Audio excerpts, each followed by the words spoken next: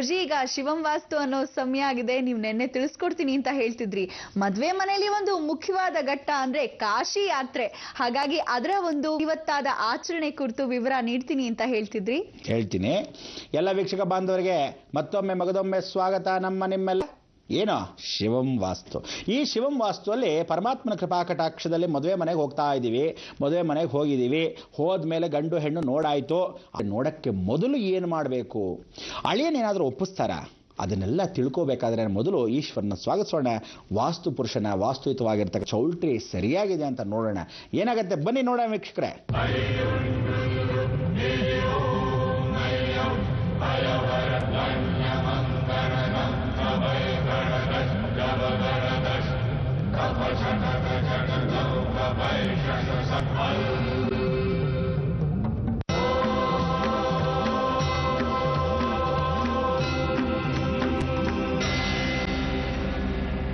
ಭಗವಂತನ ಕೃಪಾ ಕಟಾಕ್ಷದಲ್ಲಿ ತಮ್ಮೆಲ್ಲರಿಗೂ ಮದುವೆ ಮನೆಗೆ ಸ್ವಾಗತ.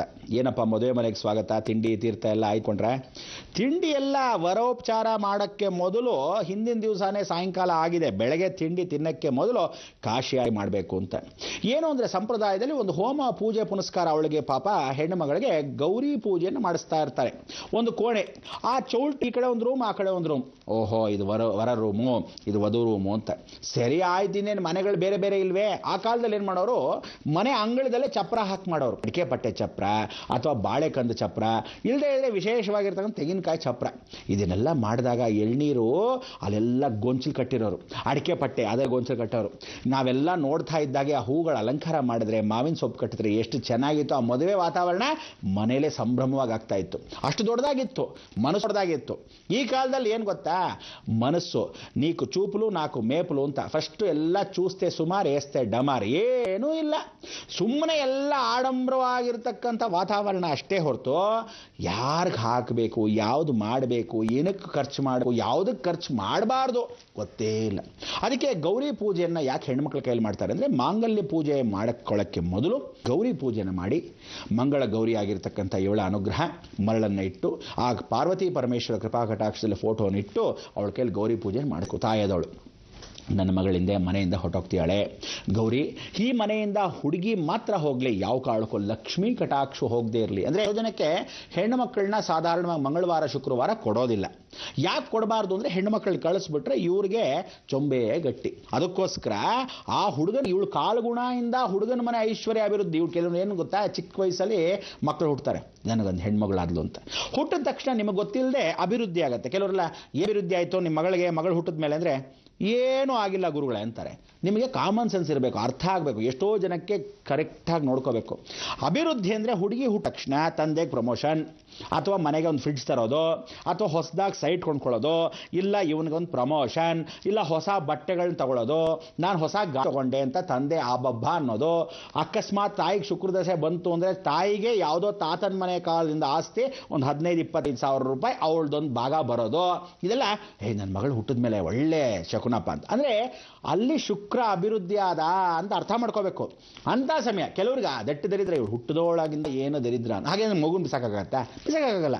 ಆದರೂ ಕರ್ಮ. ಅದಕ್ಕೆ ಆ ಶನಿಯನ್ನು ಪರಿವರ್ತನೆ ಮಾಡೋ ಏಕೈಕ ಮಾರ್ಗ ಯಾವಾಗ ಅಂದರೆ, ಮದುವೆ ಮನೇಲಿ ಗಂಡಿಗೆ ನಾವು ಚಪ್ರದಲ್ಲಿ ಏನು ಮಾಡ್ತೀವಿ, ಕಾಶಿ ಯಾತ್ರೆಯನ್ನು ಮಾಡ್ತಾರೆ.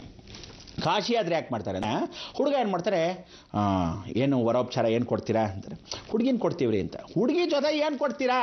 ಆಗಲ್ಲ. ಸುಮ್ಮನೆ ಏನೋ ಅಂದ್ರೂ ಕಮ್ಮಿ ಅಂದರೂ ಒಂದು ಉಂಗುರ ಕೊಡ್ತೀವಿ, ವಾಚ್ ಕೊಡ್ತೀವಿ, ಅಕಸ್ಮಾತ್ ಒಂದು ಸೂಟ್ ಕೊಡ್ತೀವಿ, ಬೇಕು ಅಂದರೆ ಚಪ್ಪಲಿ, ಬೇಡ ಅಂದರೆ ಬೂಟ್ ಕೊಡ್ತೀವಿ ಅಂತಾರೆ. ಸರಿ ಆಯಿತು ಅಂತ ಹೇಳ್ಕೊಂಡು, ಈ ಕಾಲದಲ್ಲಿ ಹಂಗ ಒಂದು ಸೈಟ್ ಕೊಡಲೇಬೇಕು, ಕಂಡೀಷನ್. ಆ ಸೈಟ್ ಯಾಕೆಂದರೆ ಈ ನನ್ನ ಮಗ ಬಿಕ್ನಾಸಿ, ಅವಳ ಸಂಪಾದನೆಯಲ್ಲೋ ಅವ್ರ ಮನೆಯಲ್ಲೋ ದುಡಿಬೇಕು.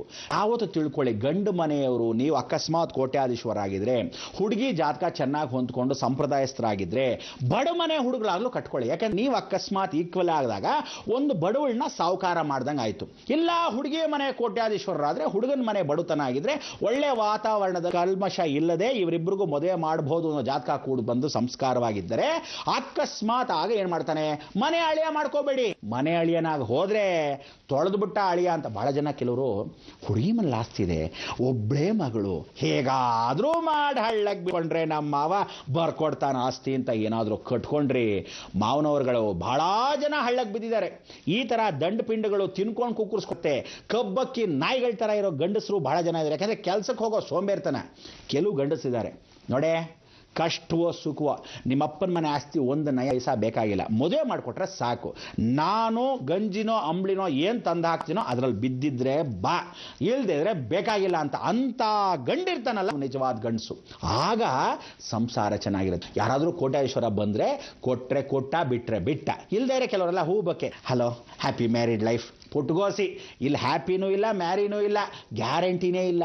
ಅದಕ್ಕೆ ಇವಳು ಈ ಕಡೆ ತಿರ್ಕೊಂಡಿರ್ತಾಳೆ, ಅವನು ಆ ಕಡೆ ತಿರ್ಕೊಂಡಿರ್ತಾನೆ. ಬಲವಂತವಾಗಿ ಸೆಕೆಂಡ್ ಕೊಡ್ಬೇಕು ಇಬ್ಬರನ್ನೂ ಕರೆದು. ಒಂದು ನಗು ಮುಖ ಇಲ್ಲ ಇವ್ರು ಯೋಗ್ತೆಗೆ ರಿಸೆಪ್ಷನ್ ನಿಂತ್ಕೊಂಡು. ಹಾಳಾಗೋಗ್ಲಿ ಬಿಡಿ. ಕಾಶಿ ಯಾತ್ರೆಗೆ ಇವಾಗ ಹೋಗ್ತಾ ಇದ್ದೀವಿ. ಕಾಶಿ ಯಾತ್ರೆಗೆ ಅವನೇನು ಮಾಡ್ತಾನೆ, ನೀವು ವರೋಪಚಾರ ಕೊಡಲ್ವಾ, ನಾನು ಹೋಗ್ತೀನಿ, ನೀವು ಕೊಡ್ತಾ ಇರೋದು ಸಾಲ ನನಗೆ ಅಂತ ಇದೊಂದು ನಾಟಕ. ಸರಿ ಆಯಿತು ಅಂತ ಅವ್ನು ಹೊರಟೋಗ್ತಾನೆ.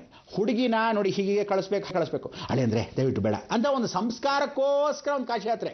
ಆಗ ಛತ್ರಿ ಕೊಡ್ತೀನಿ, ನನ್ನ ಹೆಂಡತಿಗೆ ಆಗಿರ್ತಕ್ಕಂಥ ತಮ್ಮ ಇದ್ದಾನೆ, ಬಾವಮ್ಮ ಇದ್ದಾನೆ ಅಂತ. ಇಲ್ಲ, ನೀನು ಕೊಡ್ತಾ ಇರೋ ಹುಡುಗಿ ಜೊತೆ ಒಂದು ತಮ್ಮ ಇದ್ದಾನೆ, ಅವನಾದರೂ ಛತ್ರಿ ಹಿಡ್ಕೊಂಡು ನಿನ್ನ ಜೊತೆ ಯಾವತ್ತೂ ಸೇವೆಗಿರ್ತಾನೆ, ಏನು ಬೇಕೋ ನಾವು ಸಪೋರ್ಟ್ ಮಾಡ್ತೀವಿ ಅನ್ನೋ ಭಾವನೆ.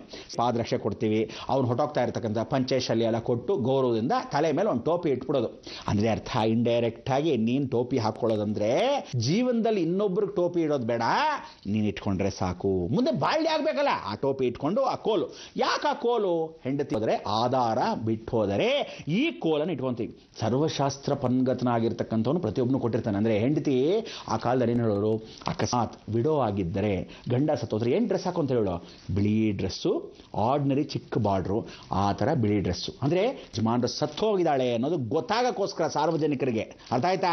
ಇವಳು ಮದುವೆಗಿದ್ದಾಳೆ ಅಂತ ಯಾವುದೂ ಅಲ್ಲ, ಸತ್ತು ಹೋಗಿದ್ದಾಳೆ. ಸರಿ ಆಯ್ತು. ಹೆಂಡತಿ ಸತ್ತು ಹೋಗಿದ್ರೆ ಇವನು ಹಿಂಗಾಗ ಅದು ಯಾರಿಗಾದ್ರೂ ಗೊತ್ತಿದೆಯಾ? ಹೇಳ್ತೀನಿ ಕೇಳಿ. ಅವನಿಗೆ ಬಿಳಿ ಪಂಚೆಯನ್ನು ಹುಟ್ಟು, ದೊಡ್ಡ ಬಾರ್ಡರ್ ಇಲ್ಲದೆ ಸಿಂಗಲ್ ಬಾರ್ಡರ್ನ ಹುಟ್ಟು, ಪಕ್ಕದಲ್ಲಿ ಒಂದು ಕೋಲಿ ಹಾಕಿಟ್ಕೊತಾನೆ. ಅಂದರೆ ನನ್ನ ಆಧಾರ ಹೊಟ್ಟೋಯ್ತು.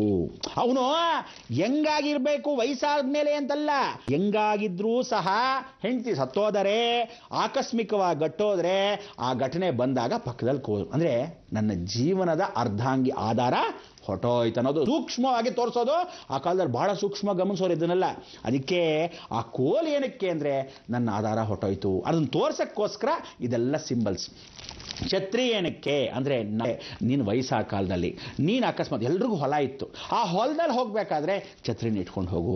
ಯಾವತ್ತಿದ್ರೂ ಗೌರವ ಘನತೆ ಇರುತ್ತೆ. ನೀನು ಯಾವುದು ಛತ್ರಿ ಹಿಂದ್ಗಡೆ ಯಾರೋ ಇಟ್ಕೊಂಡು ಹೋದ್ರೇ ಅವ್ನು ಗಂಭೀರವಾಗಿ ದೊಡ್ಡ ಮನೆ ತಂದವರಪ್ಪ ಅಂತ ಛತ್ರಿ ನೀನು ಹೀಗೆ ಇಟ್ಕೊಂಡು ಹೋದ್ರೆ ಏನು ಪ್ರಯೋಜನ? ಅಯ್ಯೋ ಹೋಯ್ತ್ರಿ ನನ್ನ ಕತೆ, ಮಾವನವರು ಹೋದ್ರು, ಏನು ಕೊಟ್ಟರು, ಏನು ಅಂದ್ಕೊಂಡ್ರೋ ಗೊತ್ತಿಲ್ಲ, ಅದು ಯಾವಳನೋ ತಂದು ಹಳ್ಳಿ ಗಮಾರನ್ ಕಟ್ಟಿದ್ದಾರೆ ಅನ್ನೋ ರೀತಿ. ಈ ಕಾಶಿ ಸಮಾರಾಧನೆ ಅನ್ನೋ ಮಾಡುವಾಗ ಇನ್ನೊಂದು ಗೊತ್ತಾ, ಪಾದ ಪೂಜೆ ಮಾಡಿ ಹೂವನ್ನು ಹಾಕಿ ಪಾಪ ಮಾವ ಅತ್ತೆ ಕಾಲು ತೊಳಿತಾರೆ. ತೊಳ್ಕೊಂಡು ವಾಪಸ್ ಬೇಕಾದ್ರೆ ಒಂದು ಆರತಿ ಎತ್ತಬೇಕು. ಗಂಡು ಬಂದಿದ್ದಾರೆ.